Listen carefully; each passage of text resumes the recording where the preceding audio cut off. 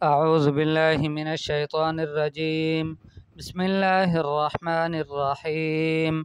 يا بني إسرائيل اذكروا نعمتي التي أنعمت عليكم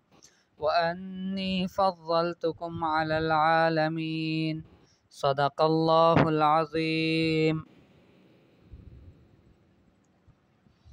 بنی اسرائیل کے اوپر اللہ جل جلالہ نے بہت ساری نعمتیں کی تھیں. ان نعمتوں کو اللہ جل جلالہ انہیں یاد دلا رہے ہیں تاکہ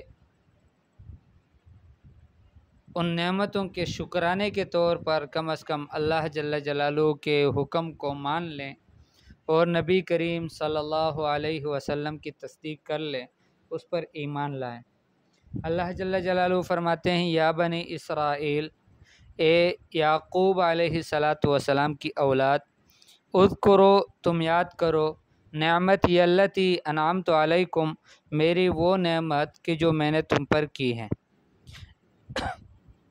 نعمتی میری نعمت، التی وہ جو انعمت علیکم کی ہے میں نے، انعام کیا ہے تم پر. وانی اور بے شک میں نے فضلتکم تمہیں فضیلت دی ہے، علی العالمین تمام جہان والوں پر. اللہ جل جلالہ نے دو نعمتیں تو خصوصی طور پر ان پر کی تھی، اس کے علاوہ اور بھی مادی قسم کی نعمتیں تھیں ان کے اوپر. دو نعمتیں جو بہت بڑی اور عالیشان تھی. ان میں سب سے پہلی نعمت تو یہ ہے کہ اللہ جل جلالہ نے ایک لمبا سلسلہ نبیوں کا ان میں جاری فرمایا. اور دوسری بات یہ کہ اللہ جل جلالہ نے دو بڑی عظیم الشان آسمانی کتابیں تورات اور انجیل، ان کو بھی اللہ جل جلالہ نے ان پہ اتارا، ان کے نبیوں پر ان میں نازل ہوئی. وَأَنِّي فَضَّلْتُكُمْ عَلَى الْعَالَمِينَ میں اللہ جل جلالہ ان کو یہ فضیلت بھی بتا رہے ہیں کہ دیکھیں تو میں نے فضیلت دی تھی، تمہیں ترجیح دی تھی تمام جہان والوں پر. علماء فرماتے ہیں کہ عالمین سے مراد عالمی زمانہم، ان کے زمانے کے عالم مراد ہیں. جس وقت سے بنی اسرائیل وجود میں آئے اس وقت سے لے کے امام الانبیاء حضرت محمد مصطفیٰ صلی اللہ علیہ وسلم کے بعثت کے اعلان کے وقت تک وہ سب سے افضل قوم تھی. ان پر باقی لوگوں کے اوپر اللہ پاک نے انہیں ایک قسم کی ترجیح اور فضیلت بخشی تھی. لیکن امام الانبیاء صلی اللہ علیہ وسلم کی بعثت کے بعد سے اگر وہ حضور صلی اللہ علیہ وسلم کی تابعداری نہ کرے، جیسے نہیں کی بہت سارے لوگوں نے، تو پھر وہ مغضوب علیہم اور ضالین میں شمار ہو گئے. اور پھر وہ جو ہیں ان پر باءوا بغضب من اللہ وضربت علیہم المسکنہ، ضربت علیہم الذلۃ والمسکنہ وباءوا بغضب من اللہ جیسے القابات اور ارشادات ان کے بارے میں قرآن پاک نے بیان فرمائے. پھر یہ جو خیریت کی بات ہے اور افضلیت کی بات ہے، وہ اللہ جل جلالہ نے وہ درجہ امام الانبیاء حضرت محمد صلی اللہ علیہ وسلم کی امت کو اس ارشاد کے ساتھ عطا فرما دیا کہ اللہ جل جلالہ نے فرمایا کنتم خیر امۃ اخرجت للناس. واتقوا یوما، اللہ جل جلالہ ان سے فرماتے ہیں کہ تم ڈرو اس دن سے، لا تجزی نفس عن نفس شیئا، کہ کوئی فائدہ نہیں دے گا، کوئی بچائے گا نہیں ایک نفس دوسرے نفس کو، شیئن کچھ بھی، یعنی کچھ بھی اس کا کام آئے گا نہیں. لا تجزی کوئی کام نہیں آئے گا، نفس ایک نفس، عن نفس شیئا دوسرے نفس سے کچھ بھی، ولا يقبل منها شفاعہ اور نہ ان سے کوئی شفاعت قبول کی جائے گی، سفارش قبول کی جائے گی. اس سے مراد کفار کی سفارشیں ہیں. ولا يؤخذ منها عدل اور نہ اسے لیا جائے گا معاوضہ. ولا هم ينصرون اور نہ ان کی مدد کی جائے گی. تو اس دن سے ڈرو کہ جب کافر اس طرح کی حالت میں ہوں گے کہ ایک دوسرے کے کام بھی نہیں آ سکیں گے اور سفارش بھی ان کی نہیں چلے گی، ان سے کوئی معاوضہ اور فدیہ بھی نہیں لیا جائے گا اور نہ ان کی مدد ہوگی. ایسے وقت ایسے دن سے ڈرو. وَإِذْ نَجَّيْنَاكُمْ اور اللہ جل جلالہ ان کو خطاب فرما کر یوں فرماتے ہیں کہ اور یاد کرو اس وقت کو کہ ہم نے تم کو نجات دی من آل فرعون، آل فرعون سے، فرعون کی آل سے، یسومونکم کہ وہ تمہیں پہنچاتے تھے سوء العذاب، بری طرح کا عذاب، برا عذاب، یذبحون ابناءکم، وہ برا عذاب کیا تھا؟ فرمایا یذبحون ابناءکم کہ وہ تمہارے بیٹوں کو ذبح کرتے تھے، ویستحیون نساءکم اور تمہاری عورتوں کو، بچیوں کو زندہ چھوڑتے تھے۔ یہ اس وقت کی بات ہے کہ جب نجومیوں نے فرعون سے کہا کہ اس سال میں حضرت موسیٰ علیہ السلام کی ولادت ہوگی، تو اسی وقت سے فرعون نے حکم جاری کیا اور کہا کہ جتنے بھی بنی اسرائیل میں بچے پیدا ہو رہے ہیں ان سب کو قتل کر لو، اور جو بچیاں پیدا ہو رہی ہیں ان کو خدمت کے واسطے ان کو زندہ رہنے دو۔ اللہ جل جلالہ کی شان کہ حضرت موسیٰ علیہ السلام کی اسی سال میں ولادت ہوئی، لیکن اللہ جل جلالہ نے اپنی قدرت اور اپنی طاقت سے اس کی حفاظت فرمائی۔ وفی ذالکم بلاء من ربکم عظیم، اور اس میں تمہاری بڑی آزمائش ہے، بلاء آزمائش ہے، من ربکم تمہاری رب کی طرف سے، عظیم بہت بڑی۔ گویا اس بات میں تمہاری بہت بڑی آزمائش تھی کہ فرعون سے اللہ جل جلالہ نے فرعون جو تمہیں اس طرح کے عذاب پہنچاتا تھا کہ وہ تمہارے بیٹوں کو ذبح کرتا اور تمہاری عورتوں کو زندہ چھوڑتا تھا۔ وَإِذْ فَرَقْنَا بِكُمُ الْبَحْرَ، اور اس وقت کو بھی یاد کرو، فَرَقْنَا بِكُمُ الْبَحْرَ کہ ہم نے تمہارے اوپر سمندر کو پاڑ دیا، تم چل رہے تھے، تمہاری وجہ سے ہم نے سمندر کو پھاڑ دیا، فَأَنْجَيْنَاكُمْ پھر ہم نے تمہیں نجات دی، وَأَغْرَقْنَا آلَ فِرْعَوْنَ اور ہم نے غرق کر دیا فرعون کی آل کو، وَأَنْتُمْ تَنْظُرُونَ اور تم دیکھ رہے تھے، تم اپنے راستے سے چل رہے تھے، تمہیں میں نے راستے دے دیے 12 راستے، اور فرعون کی قوم بھی تمہارے پیچھے پیچھے آ رہی تھی، تو جب وہ بالکل مکمل طور پر داخل ہو گئی اور تم مکمل طور پر نکل جا چکے، تو اس وقت تم ان کو دیکھ رہے تھے کہ کیسے اللہ جل جلالہ نے ان کو غرق کر دیا۔ وَإِذْ وَعَدْنَا مُوسَىٰ 40 لَيْلَةً اور فرماتے ہیں اللہ پاک کہ تم یاد کرو اس وقت کو بھی کہ جب ہم نے موسیٰ علیہ السلام سے طے کیا تھا ایک وقت 40 دن 40 راتوں کا، 40 راتوں کا ان سے طے ہوا تھا، ان سے میعاد مقرر کیا تھا۔ ثم اتخذتم العجل، کوہ طور پر اللہ جل جلالہ نے حضرت موسیٰ علیہ السلام کو کتاب سے نوازنے کے لیے اللہ جل جلالہ نے ان سے 40 دن کے اعتکاف کا کہا تھا کہ آپ 40 دن کوہ طور پر اعتکاف کریں، اور اس وقت میں اللہ جل جلالہ ان پر کتاب نازل فرمائیں گے۔ تو اللہ جل جلالہ فرماتے ہیں وَإِذْ وَعَدْنَا کہ جب ہم نے وقت لیا تھا موسیٰ علیہ السلام سے 40 لیلۃ 40 راتوں کی، ثم اتخذتم العجل من بعدہ پھر تم نے بچڑے کو بنا لیا، اس کے بعد بچڑے کو معبود بنا لیا، اس کے بعد اتخذتم العجل کا معنی ہے کہ تم نے بچڑا کو بنا لیا، من بعدہ اس کے بعد، یعنی موسیٰ علیہ السلام چلے گئے کوہ طور پر 40 دن گزارنے کے لیے، اور پیچھے سے تم نے بچڑے کو معبود بنا لیا، وَأَنْتُمْ ظَالِمُونَ اور تم ظلم کرنے والے تھے۔ ثُمَّ عَفَوْنَا عَنْكُمْ مِنْ بَعْدِ ذَلِكَ اس کام کے کرنے کے بعد، یہ غلطی کرنے کے بعد بھی ہم نے تم سے تجاوز کر لی، تمہیں معاف کر دیا، لَعَلَّكُمْ تَشْكُرُونَ تاکہ تم شکر کرو۔ معاف کرنے سے مراد یہ ہے کہ ان کا کفر پر خاتمہ نہیں کیا اللہ پاک نے، بلکہ ان کو یہ موقع دیا کہ وہ توبہ کر لیں۔ اگلی آیت میں پھر توبے کی بات آئے گی کہ اللہ جل جلالہ نے ان کی توبے کی کیا شرط رکھی۔ وَإِذْ آتَيْنَا مُوسَى الْكِتَابَ اور یاد کرو اس وقت کو کہ جب ہم نے موسیٰ علیہ السلام کو کتاب دی، والفرقان اور حق اور باطل کے درمیان تمیز کرنے والی شریعت دے دی، لعلکم تہتدون تاکہ تم ہدایت پاؤ۔ وَإِذْ قَالَ مُوسَىٰ لِقَوْمِهِ اور جب کہا موسیٰ علیہ السلام نے اپنی قوم سے، یا قوم اے میری قوم، انکم ظلمتم انفسکم بے شک تم نے ظلم کیا اپنے اوپر، باتخاذکم العجل کہ بچڑے کو معبود بنایا، فتوبوا الی بارئکم فرمایا کہ تم سب توبہ کرو اپنے خالق کی طرف، بارئ کا معنی ہے پیدا کرنے والا، فاقتلوا انفسکم تم اپنے آپ کو قتل کر دو،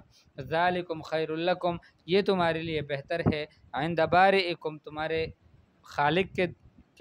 کے ہاں، فتاب علیکم اللہ جل جلالہ نے تمہاری توبہ کو قبول فرما لی، تم پر مہربانی کی۔ اس کا طریقہ کار کیا بنا؟ علماء مفسرین نے لکھا ہے کہ دو طرح کی قوم میں سے دو طرح کے لوگ تھے، کچھ نے اس بچڑے کے سامنے سجدہ کیے، کچھ نے نہیں کیے، یعنی کچھ نے بچڑے کی عبادت شروع کی اور کچھ نے نہیں شروع کی۔ تو جنہوں نے عبادت کی تھی ان کو قتل کرنے کا حکم ہوا کہ ان کو قتل کیا جائے، لیکن قتل کون کرے؟ تو فرمایا کہ جنہوں نے عبادت نہیں کی تھی وہ ان کو قتل کر لے۔ اس طرح سے یہ ایک دوسرے کو قتل کر لیں گے، ان کو قتل کر لیں گے تو ان کی توبہ اللہ پاک قبول فرما لیں گے۔ کچھ علماء نے لکھا ہے کہ نہیں، ایسا تھا کہ ان کے تین طبقے بنے، اور ہمیشہ یہ تین طبقے بنتے رہتے ہیں ہر موقع پہ۔ تو ایک طبقہ تو وہ تھا کہ جنہوں نے کفر کر لیا، دوسرا طبقہ وہ تھا کہ جنہوں نے ان کو منع کر دیا کہ تم نہ کرو یہ غلطی، تیسرا طبقہ یہ تھا کہ انہوں نے کیا تو نہیں، یعنی سجدہ تو کیا نہیں اس بچڑے کے سامنے، اس کی عبادت نہیں کی، اس کی پوجا نہیں کی، لیکن یہ ہے کہ ان کو منع بھی نہیں کیا، ان کو کچھ کہا بھی نہیں۔ تو چونکہ یہ خاموش رہے تھے، ان کی خاموشی بھی جرم تھی، اس وجہ سے اللہ جل جلالہ نے ان کو قتل کرنے کا حکم دیا اور ان کو قتل کروایا گیا، کہ جنہوں نے کفر کیا تھا اور سجدے کیے تھے، شرک کیا تھا۔ باقی جو تیسرا طبقہ تھا کہ جو ان کو منع کرتی تھی، تو چونکہ وہ اپنی نیت کی وجہ سے ان کا عمل ٹھیک تھا کہ وہ جتنا اس کے بس میں تھا وہ کرتے تھے، اس وجہ سے ان کو قتل کرنے کا بھی حکم نہیں دیا کہ تم ان کو قتل کرو، اور سزا میں خود تھے بھی نہیں، اس لیے کہ ان کی کوئی بات ہی نہیں تھی۔ تو گویا ان کو دونوں کی توبہ کی قبولیت کی شرط یہ ہوئی کہ ایک دوسرے کو قتل کر لے، یعنی جنہوں نے منع نہیں کیا وہ قتل کرنا شروع کر دے، اور ان کو قتل کرے کہ جنہوں نے سجدہ کیا تھا اور اللہ کے غیر کے سامنے جھکے تھے، بچڑے کی عبادت شروع کی تھی۔ اور تیسرے طبقے نے چونکہ کوئی غلطی نہیں کی تھی، انہوں نے منع بھی کیا تھا اور اس پر راضی بھی نہیں تھے، تو وہ ان کی کوئی غلطی نہیں تھی کہ جس کی توبہ ہو جائے تو اس وجہ سے وہ توبے سے مستثنا تھے۔ انہو بے شک ہوا اللہ جل جلالہ ہوا التواب، وہ توبے کو قبول کرنے والے ہیں، زیادہ قبول کرنے والے ہیں، الرحیم بہت مہربان ہیں۔ وَإِذْ قُلْتُمْ يَا مُوسَىٰ لَن نُّؤْمِنَ لَكَ، اور تم یاد کرو اس وقت کو کہ تم نے کہا کہ اے موسیٰ لن نؤمن لک، ہرگز ہم آپ پر ایمان نہیں لائیں گے، آپ کی بات کو نہیں مانیں گے، حتیٰ نر اللہ جہرتاً، حتیٰ کہ ہم اللہ جل جلالہ کو کھلے طور پر دیکھ لیں۔ فَأَخَذَتْكُمُ الصَّاعِقَةُ، تمہیں ایک کھڑک نے، ایک بجلی نے تمہیں پکڑا، وَأَنْتُمْ تَنظُرُونَ، اور حال یہ تھا کہ تم دیکھ رہے تھے۔ موسیٰ علیہ السلام اللہ جل جلالہ سے کلام کرنے کے واسطے اپنے قوم میں سے 70 آدمیوں کو کوہ طور پر لے گئے تاکہ وہ بھی اللہ جل جلالہ کا کلام سنیں۔ تو جب انہوں نے اللہ کا کلام سنا تو موسیٰ علیہ السلام سے کہنے لگے، سب کے سب کہنے لگے کہ اے موسیٰ، ہم کیسے یقین کریں کہ یہ اللہ کا کلام ہے؟ اس وجہ سے ہم جب تک اس بات کو نہیں تسلیم کریں گے، اس بات کو نہیں مانیں گے، جب تک اللہ جل جلالہ کو معاذ اللہ اپنی آنکھوں سے نہ دیکھ لیں۔ تو اس پر اللہ جل جلالہ کی طرف سے آسمانی ایک بجلی گری اور جس کی وجہ سے سب ہلاک ہو گئے۔ ثم بعثناکم من بعد موتکم، پھر ہم نے تمہیں اٹھایا، تمہیں زندہ کر دیا، بعد موتکم، تمہاری موت کے بعد، لعلکم تشکرون، تاکہ تم شکر ادا کرو۔ حضرت موسیٰ علیہ السلام نے دعا کی جس کو اللہ پاک نے قبول فرمایا، اور ان سب کو ان کی غلطی کے بعد پھر اللہ جل جلالہ نے ان کی پکڑ کے بعد اللہ جل جلالہ نے ان کے دوبارہ زندگی دی تاکہ وہ شکر کریں۔ وَظَلَّلْنَا عَلَيْكُمُ الْغَمَامَ وَأَنزَلْنَا عَلَيْكُمُ الْمَنَّ وَالسَّلْوَىٰ، اللہ جل جلالہ فرماتے ہیں کہ اس نعمت کو بھی یاد کرو کہ جب تم ایک میدان میں تھے، میدان تیہ میں، وہاں پر ہم نے تم پر بادلوں کے ذریعے سے سایہ کیا، وَأَنزَلْنَا عَلَيْكُمُ الْمَنَّ وَالسَّلْوَىٰ، اور ہم نے تم پر من اور سلویٰ کو اتارا۔ من یہ خوراک تھا ایک قسم کا کہ جو ان کے ہاں جمع ہو جاتا تھا، جس کو وہ جمع کر کے کھا لیتے تھے، اور سلویٰ یہ بٹیروں کو کہتے ہیں یا بٹیر کی طرح کے پرندے ہیں۔ علماء نے لکھا ہے کہ شام کے وقت میں بہت بڑی مقدار میں یہ جمع ہو جاتے تھے کہ جس کو پھر یہ لوگ پکڑ کر ان کو ذبح کرتے اور اس کے کباب بناتے اور اس کو کھا لیتے تھے۔ اللہ جل جلالہ فرماتے ہیں وَأَنزَلْنَا، اور ہم نے اتارا علیکم تم پر المن والسلویٰ، من اور سلویٰ کو۔ من یہ ایک شہد کی طرح میٹھی چیز ہوتی تھی اور اس میں چکناہٹ تھی جیسے گوند میں ہوتی ہے، اس طرح کی کوئی خوراک تھی، اور سلویٰ فرمایا کہ یہ بٹیر کی طرح ایک قسم کے پرندے تھے۔ کھلو، تم کھاؤ، من طیبات ما رزقناکم، پاکیزہ میں سے کہ جو ہم نے تمہیں دی ہے۔ تو اس پاکیزہ روزی میں سے کہ جو ہم نے تمہیں دی ہے اس میں سے تم کھاؤ۔ وما ظلمونا، اللہ جل جلالہ فرماتے ہیں کہ انہوں نے ہم پہ ظلم نہیں کیا، ولکن کانوا انفسہم یظلمون، لیکن وہ اپنے اوپر ظلم کرتے تھے۔ تو بہرحال یہ اللہ جل جلالہ اگلی آیتوں میں بھی ان کے ایک بستی میں داخل ہونے کے متعلق اللہ جل جلالہ کے ارشادات تھے کہ اس بستی میں تم داخل ہو جاؤ سجدے کی حالت میں حتتن کہتے ہوئے، اس کو انہوں نے بدل ڈالا اور پھر کیا ہوا یہ انشاءاللہ اگلے سبق میں ہم پڑھیں گے۔ تو بہرحال یہ اس طرح کی قوم تھی کہ ضدی قسم کی قوم اور بہت زیادہ نافرمانیاں کرنے والی قوم، لیکن اللہ جل جلالہ اللہ جل جلالہ کو ان سے ایک خاص تعلق تھا، ان کو بڑی فضیلت بخشی تھی، ان کا بہت خیال رکھتے تھے، جس کی وجہ سے بار بار ان کی غلطیوں کے باوجود اللہ جل جلالہ ان پر نعمتوں کی اور احسانات کی بارش فرماتے رہتے تھے، لیکن اس کے باوجود بھی وہ ایمان لانے والوں میں سے نہیں تھے۔ تو اس وجہ سے اب کے زمانے میں تو یہ وہ ذلیل قوم ہے کہ جن کی کوئی حیثیت نہیں ہے اور بہت بزدل قسم کی قوم ہے، اور کوئی ان کی پوری دنیا میں ان کا کوئی حق نہیں رہنے کا، لیکن وہ اتنی، اور ساری دنیا کے مسلمان ملک اس کے ارد گرد جمع ہیں، لیکن بدمعاش اتنی ہے کہ سارے مسلمانوں کو تو چھوڑو ساری دنیا پر حکمرانی کرنے کا سوچتے ہیں۔ تو حقیقت یہ ہے کہ اللہ جل جلالہ نے اس امت کو جس کام کے واسطے جس کام کی وجہ سے اللہ پاک نے ان کو فضیلت دی تھی اور فرمایا تھا کہ کنتم خیر امت اخرجت للناس، اس ذمہ داری کو ہم چھوڑ چکے ہیں۔ اللہ جل جلالہ اس محنت پر اور اس ذمہ داری کا احساس ہم سب کو دلائے اور اس پر آنے کی اللہ جل جلالہ پوری امت کو توفیق نصیب فرمائے، اور یہود و نصارہ کی تمام سازشوں کو، ان کی اسکیموں کو اللہ جل جلالہ فیل کر دے، اور ان کی قیدوں کو اور ان کی ان سازشوں کو انہی پر واپس اللہ پاک لوٹا دے، اور اللہ جل جلالہ مسلمانوں کو ان کی اذیتوں سے، ان کی تکلیفوں سے اللہ جل جلالہ نجات نصیب فرمائے۔ وصلی اللہ تعالی علی خیر خلقہ محمد وآلہ واصحابہ اجمعین، آمین برحمتک یا ارحم الراحمین۔